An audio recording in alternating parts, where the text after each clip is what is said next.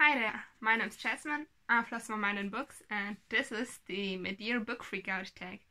I'm very, very late to this, so be it as it may, but I'll just get done with it and talk about my reading year up till, well, August 16th today? Yeah, I think today's August, no, it's August, yeah, August 16th. The mid-year book freakout tag was created by Jamie from Read Like Wildfire and Ailey from Earl Grey Books. I've got my questions for the tag down printed here, and let's get right into this. What's the best book you've read so far in 2020? I've got a very clear answer on this one, and one that will turn up a few more times throughout this tag because this book is just so meaningful to me. And this is Loveless by Alice Oseman, which is about Georgia who starts university and learns about being aromantic and asexual. She's very sad in the beginning of the book and desperate because she has never been kissed and never been in love, and she hopes to change that in university, but then learns that it's actually nothing wrong with not falling in love, not being into kissing and all that, and she basically discovers herself again in this one.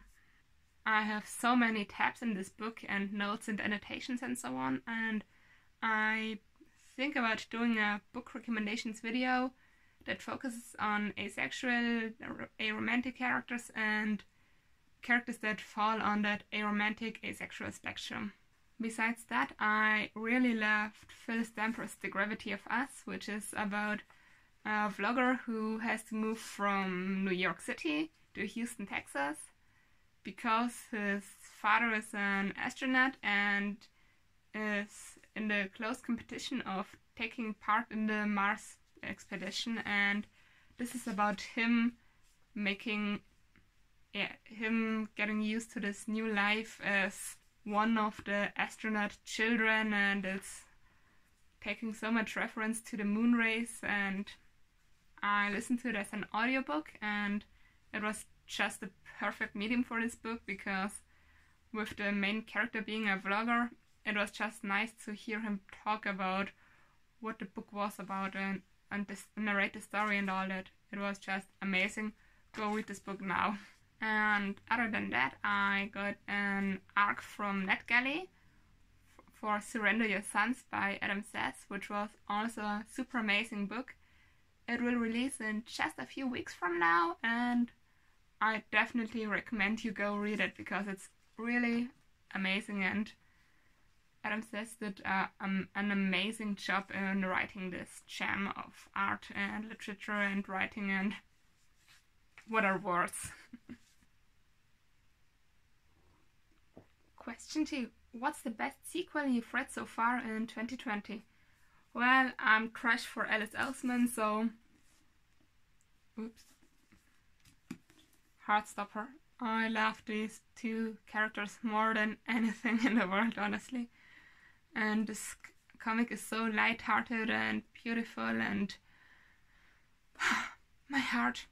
Also, I did chime in and get a signed first edition, and look at this beautiful little doodle of Charlie. I love it so much, and yeah, Heartstopper. Next up is new releases that you haven't read yet but want to. First of all, I still haven't read Chain of Gold. Well, I started it, but then shortly before COVID I did a little journey by plane, and I did not want to bring this chunk of a book with me, and afterwards I just never picked it up again, but I will do so in the near future. Other than that, I'm really looking forward to reading Love Creekwood, which is by Becky Albertelli, and The Gilded Ones by Namina Forna, which has been out for a while by now. I wanted to pre-order it. It kinda slipped my mind, but it's on my to-be-read list and especially on my to-be-bought list. Question 4. Most anticipated release for the coming year or for the remaining half of the year. this is very easy to me. It is Cemetery Boys by Aidan Thomas, which is about Yadriel, who is a translating Sprucha and wants to prove himself to his family, and in that accidentally summons the ghost of a boy who went to his school, and that's where the story begins, or what the main plot starting point is of the book, I expect. And I love everything witchy and magical, and this book just sounds perfect. It also is own voices, so an added bonus for this one, and I just can't wait for it to release. And another book that I'm super excited for is The Lost Book of the White by Cassandra Clare, which is the sequel to Red Scrolls of Magic, which I absolutely love because of Malek, because who would not love this? Those two are just very amazing. My biggest disappointment this year so far was Night Owls and Summer Skies by Rebecca Sullivan, which is an LGBT story that is set at camp. Might be because I just can't relate it all to camp because I've never been, and it's not really a thing over here in Europe, or at least in Germany, so might be that, but the story in general was just quite a letdown for me, so yeah, that's that. My biggest surprise so far this year was Mirage, or Mirage, how's it pronounced, by Samaya Dowd this year. I've had this book for quite a while, but never really picked it up because I have no clue and was clearly confused in my taste. And once I started reading it, I just couldn't put it down because this story is just so amazing and intriguing, and I highly recommend you go check it out if you want to read a science fiction novel in a world in a different planetary system with two amazing girls as main characters, and an intriguing love story, and so much intrigue and drama, and it's great. Another book that also took me by surprise is again Surrender Your Sons by Adam Sass, and I'm usually not that big on thrillers and mysteries and all that, but this story was just chef's kiss, and I pre-ordered my finished copy of this and can't wait for it to arrive at my home and be added to my shelf, because my shelf desperately needs more yellow in this beautiful LGBT section up here.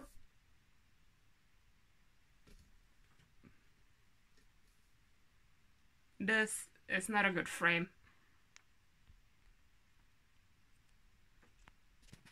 My favorite new author, which could be either a debut author or new to me, is definitely Elizabeth Acevedo and Phil Stamper. Phil Stamper I've talked about earlier, and from Elizabeth Acevedo I've read With the Fire on High, and within just a few days, and I loved every single part of the story and the character's voice, and it's just so good, and highly would recommend. It's about a girl called Imani, I hope I pronounced that correctly, and she wants to be a chef, and once her school year starts again, she finds out that she could take up a cooking class, and after she enrolls, she soon has to learn that her cooking style might not be by the book, but she still needs to focus and keep herself and keep true to herself to be the best chef she can be. Question 8 does not really apply to me. It is, what's your newest fictional crush? With me being an aromantic asexual, crushes are not really something I do. And even squishes, so friend crushes, are really rare for me, so I didn't really have one, so sorry to disappoint here. But following this up with question 9 about my newest favorite character, this is definitely Georgia from Loveless, and this just fits into the theme. she's just so relatable, and for like 90% of the book you could replace her with me without changing a thing about the story, and I just loved feeling so extremely seen for me being asexual or romantic, Georgia being the same, and it was just amazing to read the story, and it's an amazing book. Go read it. A book that made me cry definitely is I Wish You All the Best by Mason Dever. It is an own voices novel for a non-binary main character, and I couldn't stop myself from doing some art on the cover because I love to paint on books and in books, and this book was an emotional roller coaster. Also some tabs in it, and I just loved learning the story, reading the story, and it was just so emotional. A book that made me happy. I must seem very repetitive and lazy, but again, Loveless by Alice Oseman, Heartstopper by Alice Oseman, Nick and Charlie by Alice Oseman. Do I even have other favorite books by now? I guess Alice is my absolute favorite author these days. Next up, the most beautiful book you've bought so far this year or received. This one is quite easy. It's Ray Bearer by Jordan Ifueko, and this book is just stunningly beautiful with gold foiling and the lions and the color scheme, and it's just so beautiful, and I can't wait to read it. Last question. What books do you need to read by the end of the year? There are so freakishly many. First of all, of course, the new releases that I talked about earlier, being Cemetery Boys and The Lost Book of the White, but also Chain of Gold and Ghost of the Shadow Market, Love Creekwood, The Gilded Ones. There are so many books that I haven't read yet and that I do want to read, and my TBR is way too big these days, but that's life, I guess. That's it. I hope you enjoyed me talking about the books I've read recently and not so recently, and I hope that you will tune in for the next one. Bye!